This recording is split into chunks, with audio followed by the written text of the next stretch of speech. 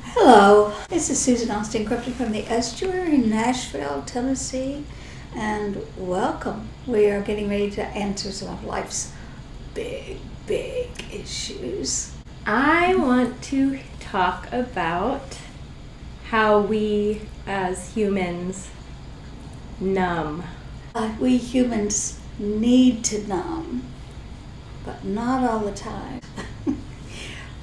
Numbing, if you are actively engaged in your brain growing and loving and engaging with learning and life and with people, numbing becomes a normal part of resting to me.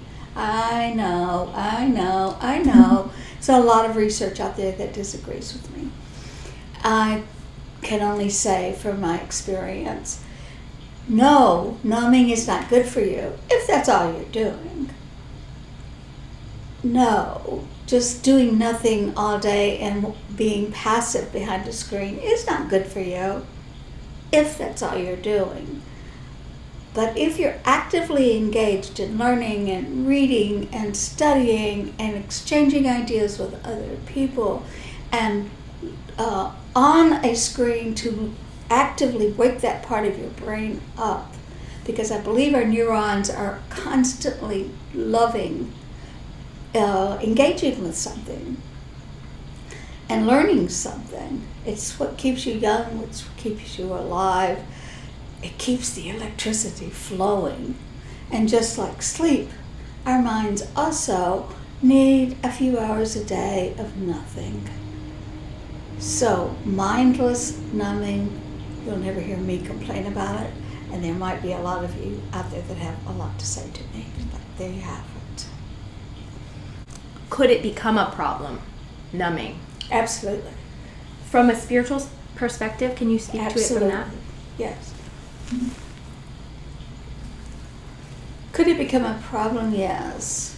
It becomes a big problem when we become spiritually, electrically, emotionally alive. The brain loves it, and there's a way that too can go to that's all I want. So the normal cycle of inhale, exhale, expand, contract, be excited and be in a learning curve and needing to think about nothing. All of that is, to me, a normal expansion and contraction of the mind, of the heart, of the spirit, being present, being distracted, being present, being not present, being there, not being there.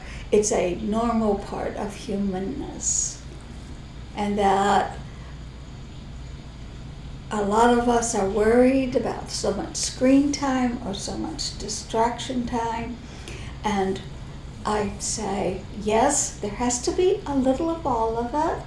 And where are these minds going? We don't know. Could be a good place. Well, did you say before technology was the way it is now, how were people numbing previous to that? Excellent question. Let me tell you exactly, because I remember it. In my backyard on the doghouse. We had a doghouse. We didn't have a dog. I've never quite gotten that clear why we had a doghouse and we didn't have a dog, but here it is. But we would get up on that doghouse. I would get up on that doghouse. It just felt like you were on top of the world.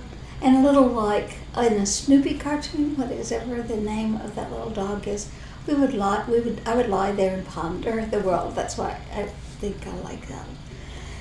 And I think numbing, I remember staring into space. Because my mom would call it lazy.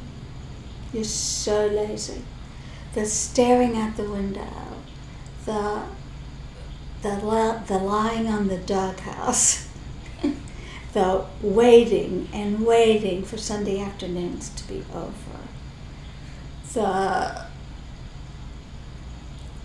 we had our own ways of numbing, and it would go to like gossip or alcohol and medicating, and it wasn't so different. We just numbed maybe more than they are today behind a screen.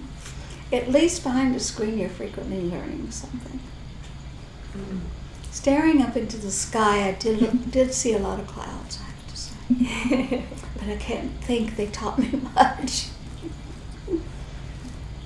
Yeah, we all have always numbed. It's numbing to plow a field all day long. Say that again? It's numbing to plow in a field all day long. Sometimes caring for a toddler, man, I'm going to get in trouble for this. It's numbing to spend day after day after day on the level of a 2, 3, and 4-year-old. It's fun. They teach us a lot. And our brain needs more. Our brain needs more. That's why I love my job. I love my job. The down where people are thinking and feeling, they're so real. Where people are real, they are so interesting. And it's such a spiritual, exciting, fulfilling moment to be able to, I am so, let me say it this way, not lonely. When I'm getting to have other people share with me the things that they don't share out there in the world. I'm so honored. It's a little holy, holy, holy, and a lot like church. Good church, good church. Mm-hmm. Where you just feel like, I'm all filled up. That's how I leave here every day. It's a good thing. I love that. What's coming up for me is this world that we live in right now where everybody, in my perspective, is go, go, go, this hustle mentality. How much stress can we all hold? How much can we do? Which feels exhausting. Yes. It's almost competitive, isn't it? Like, what's wrong with you if you're not doing that? Have you ever opened a Facebook page and everybody looks like crap and they're crying about how boring their life is and they're so unhappy? Never. I bet I challenge you to find one. Now there's a lot of bitching that goes on, but that's still, they put their lipstick on or something. It's a moment, but just hopelessness, no.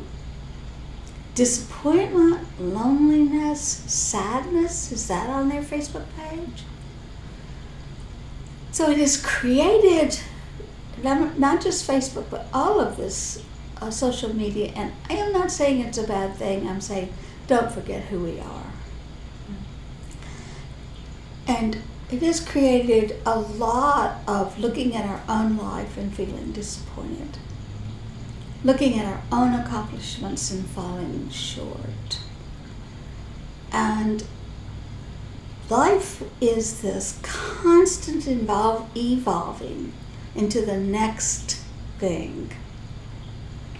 And you guys are going to live, I'm living a really long time.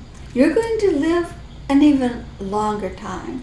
You better be enjoying learning because you gotta do something with your days. Competing isn't what you want, whether it's with yourself or, I don't think competition's bad, but competing, even athletes get exhausted and get sick. It's like, stop competing to have the best life, to have the best kid, to have the best job to have the best income. Compete with yourself to feel alive and learning and exciting, something to be interested in every day. Every day. And I did not know that till I was 50, so don't worry about it if you're still learning it.